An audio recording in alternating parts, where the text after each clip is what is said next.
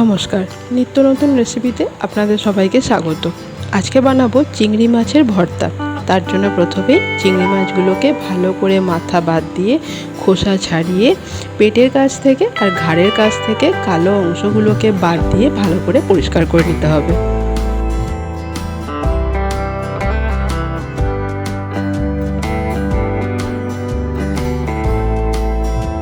মাছগুলো ভালো করে পরিষ্কার করা হয়ে গেলে 4-5টা মিডিয়াম সাইজের পেঁয়াজ কুচিয়ে নিতে হবে। 2 কি 3টে রসুনের কোয়া ভালো করে কুচিয়ে রেখে দিতে হবে। আর 5টার মতো রসুনের কোয়া গোটা রেখে দিতে হবে। আর তার সাথে লাগবে 2-3টে কাঁচা লঙ্কা আর কিছুটা পরিমাণ পোস্ত। চলো তাহলে রান্নাটা এবার শুরু করা যাক।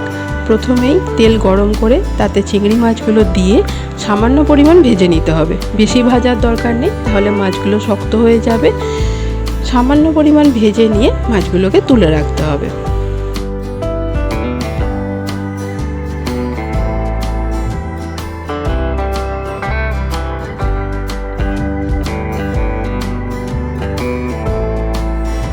ভাজা হয়ে গেলে মাছগুলোকে আলাদা করে তুলে রেখে দিতে হবে।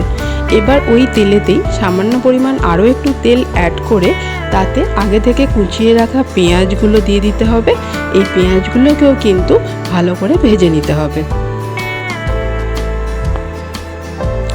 পেঁয়াজের সাথে 5-6 কোয়া রসুন আর কাঁচা লঙ্কা অ্যাড করে দিতে হবে।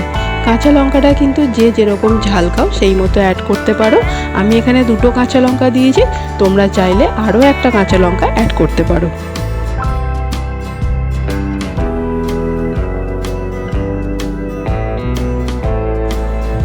পেঁয়াজ, রসুন আর কাঁচা লঙ্কা ভালো করে ভেজে নিয়ে আবারও সেটাকে তুলে আলাদা করে রেখে দিতে হবে। এবার একটা মিক্সিতে, একদম শুকনো মিক্সিটা হবে, কোনো জল লাগবে না, তাতে পোস্তটা দিয়ে পোস্তটাকে পাউডার করে নিতে হবে। এবার ওই পোস্তটার মধ্যেই আগে থেকে ভেজে রাখা পেঁয়াজ, রসুন আর লঙ্কা দিয়ে ভালো করে বেটে নিতে হবে।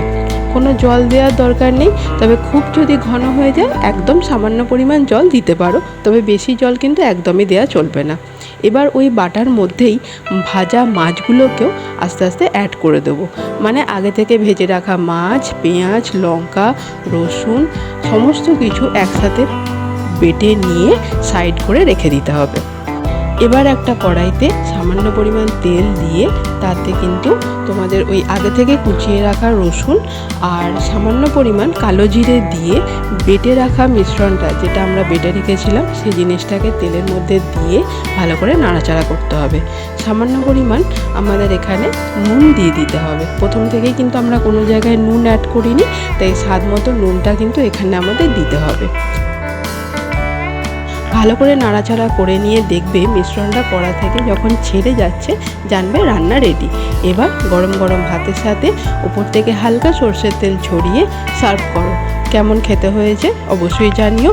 আর আমার এই নতুন চ্যানেল নিত্য নতুন রেসিপিকে অবশ্যই সাবস্ক্রাইব করো। কেমন হয়েছে কমেন্ট বক্সে জানাতে ভুলো না কিন্তু। ধন্যবাদ।